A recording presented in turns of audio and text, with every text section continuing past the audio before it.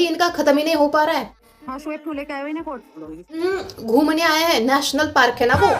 तो बच्चे ही तो है, तो घूमने कहाँ जाएंगे, पार्क में ही तो जाएंगे। शादी है आज। शादी? Court marriage. लो, इतना सब कुछ करने के बाद अब इनके घर वालों ने अलग से कोड भी बना रखे हैं जो छोटे बच्चों की शादियां करा रहे हैं। कुछ दिन और रुको, ये अपना खुद का प्लेनेट बना के मानेंगे इन दोनों के नामों से। टीना की साइड से। अच्छा, और सुहान तुम्हारी साइड से कौन है? आप कौन हो?